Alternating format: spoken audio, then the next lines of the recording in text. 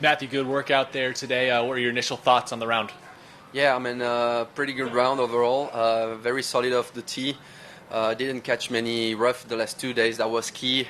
And then, I mean, the putter was on fire, which is funny. Is like I really missed short ones on my first, like seventh hole. I think I missed 2 times 3-footer for birdie, but dropped some big bombs and keep the momentum going. And this is your tournament debut. You hadn't seen the complex here before. Arriving on a wet day on Monday, you only had the 1 day to prepare, but still playing very well so far. How does it almost take a weight off your shoulders just to be able to go onto the golf course and take things as it comes? To be fair, it was almost the opposite for me because when I walked that golf course on Monday, it was foggy and raining. And then I just only saw the greens and the rough, and I was like, "Woo, that's a proper test of golf." Everything was looking wet and so long, so I was like, "Oh, it's gonna be some very long clubs into greens. It's gonna be tough to catch those flags."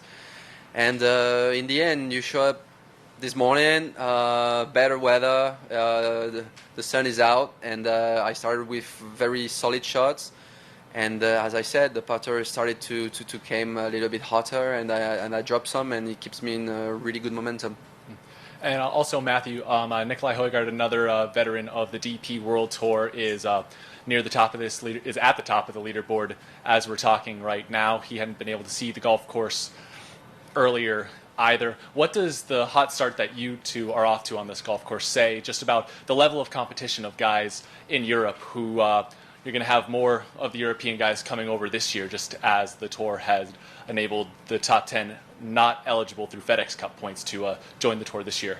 Yeah, I mean, that was a big present for us to get those 10 spots to come here and play in America. I feel like the level in Europe gets better every year.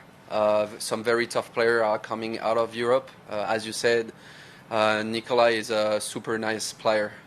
His brother too. There are so many great ones. I'm thinking about Meronk, about Ryan Fox.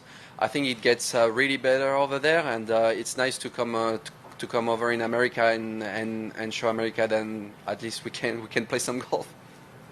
Now, just real quick, how often do you think about birdieing the last four in Dubai to have a chance to come over here and earn your card? I mean, is that something you still think about as you're out here and playing well and making the most of it? I still don't know how I did that. To be fair, it's incredible. All I know is I kind of slowed down that day, and then I just walk into the last 4 holes, and I see my buddy Romain Langasque, French guy. And by that time, he's in the top 5 or top 10 of the tournament. And I'm like, wow, he's having a proper day. And I'm like, okay, let's try to do your best to catch Romain today. And I started to make one, and then another putt drop on 16. And then just a better shot of the day, or probably the year, on 17. Made it. And all of a sudden, you show up on 18, and you're like, okay, dude, if you make a birdie on the last, you got a pretty good chance.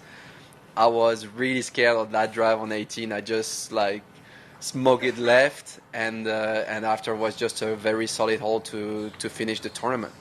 And now you're in a position where you can potentially qualify next week for Pebble from the Aon Swing 5. How much does that give you added motivation going into the last 2 rounds? Yeah, I mean, it's big. To be fair, I'm not really thinking about that 5 spots or Pebble next week. I'm so happy to be here and play in America for a year that I don't really think about what can come if I play well and stuff like this. I just try to show up on every tournament and do my best. I'm taking so much pleasure being here that I'm just trying to enjoy every moment.